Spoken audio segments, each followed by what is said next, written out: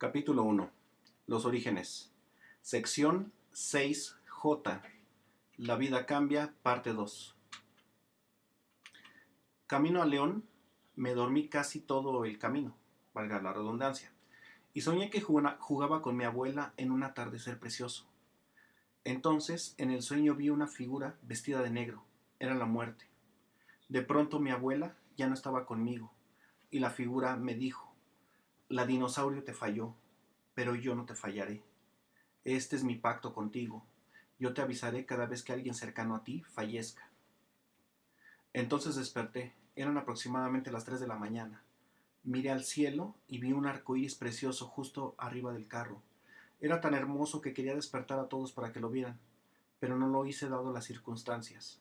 Pero lo contemplé en silencio. Realmente nunca más he vuelto a ver un arco iris en la madrugada. Llegamos a León cuando faltaba una hora para amanecer. Entonces pasamos rápido a ver el ataúd de mi abuela y luego nos fuimos a dormir. A la mañana siguiente salí con mis primos y primas, salí con mis primas Lucy y Carmen al campo a cortar flores, que pensábamos que llevaríamos al entierro, pero realmente no nos dejaron llevarlas. También he de agregar que no era uno de esos funerales tristes. Casi todos los asistentes estaban hablando de temas muy diversos y casi ninguno lo hacía en voz baja. Unos preparaban comida, otros se las daban de asistentes, dando la comida a los demás.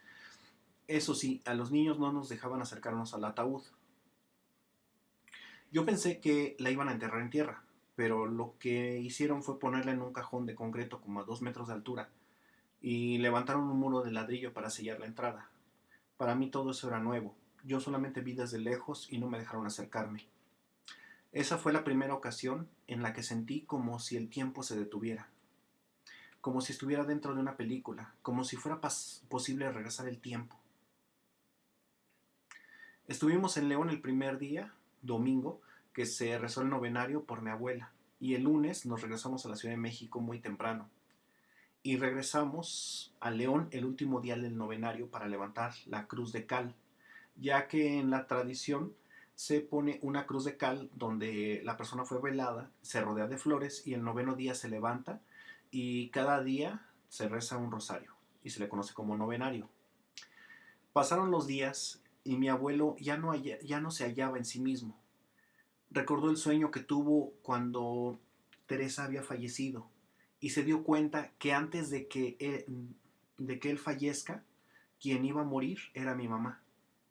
Y calculó que entre Teresa y Carmen había más o menos la misma distancia que había entre Carmen e Ignacia, y que más o menos entre Ignacia y él estaba más o menos la misma distancia. Por lo tanto, calculando que entre Teresa y Carmen pasaron 15 años, entonces supo que entre Carmen e Ignacia pasarían otros 15, y más o menos lo mismo entre Ignacia y él.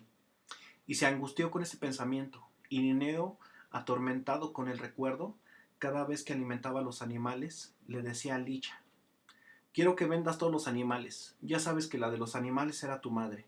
A mí no me gustan tanto. Licha le dijo: si quieres que me deshaga de los animales, me deshago de ellos. Pero eso le va a quitar trabajo a tu vida. Le va a dar más tiempo para que pienses, papá. Y entre más pienses, más te mortificarás. Y Linneo entonces le dijo: entonces me iré a Estados Unidos para tener trabajo y tener tiempo para pensar. Y no tener tiempo para pensar. Licha le contestó: pero usted piensa que abandonando todo, estando allá, ya no va a sufrir, que ya no va a doler, pero que en realidad le va a doler más, porque duele más cuando esté solo. Concéntrese en los que aún le quedan, con los que nos duele que ella se haya ido, que estemos juntos, que sus nietos lo necesitan. Cuéntenles a ellos cómo era su abuela. Y también recuerde que le prometió a mi mamá que usted iba a cuidar a su cuñado Nicolás hasta que él partiera. Usted se lo prometió y lo tiene que cumplir. En esos días mi tío Nico, de 70 años, vivía en la casa de mi abuelo. Así que mi abuelo se dedicó a cuidar a Nico hasta que llegó su momento de partir. Aunque en realidad Nico gozaba de muy buena salud. Ninguno de los hijos de Antonia fumaba, y Nico ya todavía se valía muy bien por sí mismo, sin mencionar que aún tenía fuerzas para caminar una distancia de 20 kilómetros en un día sin ningún problema. De hecho, aquí he de agregar que no he conocido ningún ser humano que sufra por la partida de otro como lo hizo mi abuelo Irineo por mi abuela Carmen. Desde que mi abuela Carmen murió en 1990, mi abuelo todos los días de su vida lloraba en las noches, pero él no lloraba desconsoladamente, simplemente cuando rezaba lo hacía en silencio y decía en voz baja de ¿por qué te fuiste, Carmen? ¿Cómo te extraño? ¿Cómo extraño tus manos? ¿Cómo extraño tu sonrisa? ¿Cómo extraño cuando me despertabas en la mañana con un café? Diciendo frases de estas. Todos los días de su vida después de que murió mi abuela Carmen, mi abuelo Irineo la recordaba con estas frases. Para octubre de ese mismo año se celebraron los 15 años de mi prima Marilú. Fue en forma muy moderada, ya que aún estaba reciente la muerte de mi abuela Carmen. Nosotros no fuimos, porque mis papás estaban muy gastados y mi mamá me dijo, precisamente por lo que no fuimos, pobre Marilú, no pudo festejar a lo grande a causa de que falleció su abuelita. Yo sé lo que se siente, porque cuando murió mi abuela Toña, en junio de 1967, al mes siguiente fueron mis 15 años, y también los hicieron muy, muy pobres por lo mismo. Aquí vemos una imagen, aquí está Marilú en sus 15 años y Javier bailando con ella.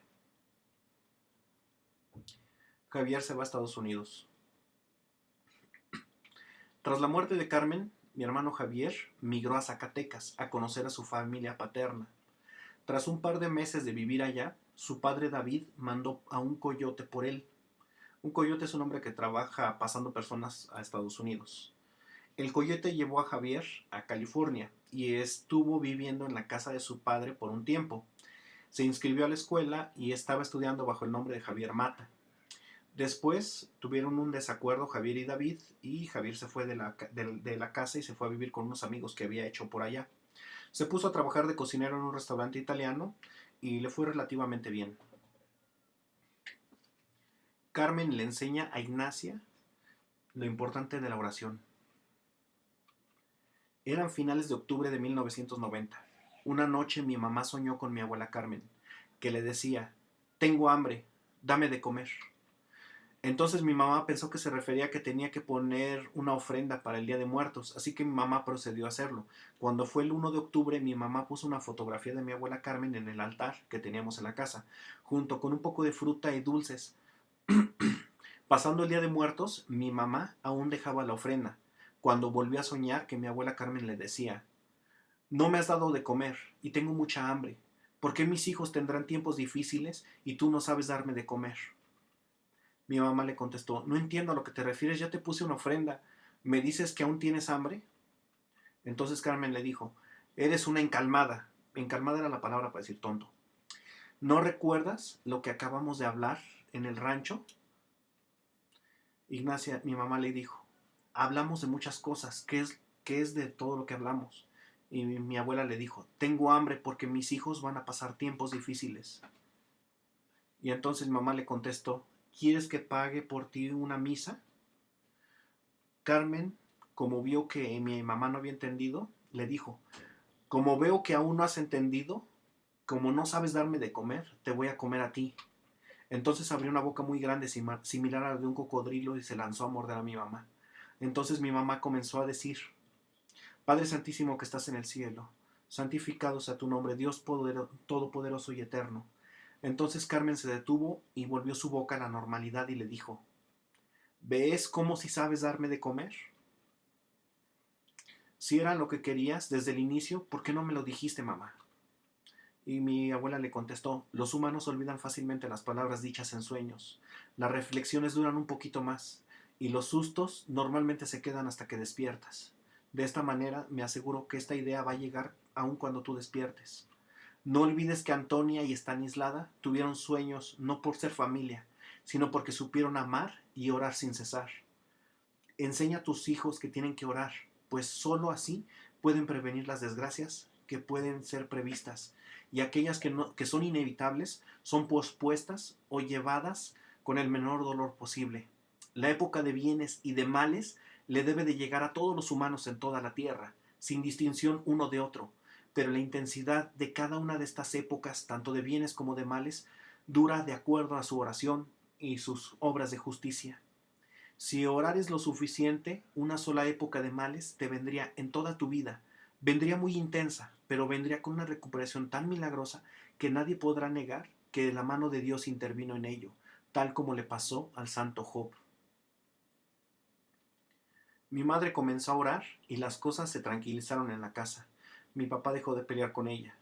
Y así fue por, por medio año aproximadamente, mientras las oraciones sostenían el hogar. Pero las influencias malignas se manifestaron mucho en mi papá, en actitudes que hacían enojar a mi mamá, y el enojo le hizo creer a mi mamá que ella odiaba a mi papá, y con ello volvieron los problemas, pero más intensos que antes. Fin de la sección 6i.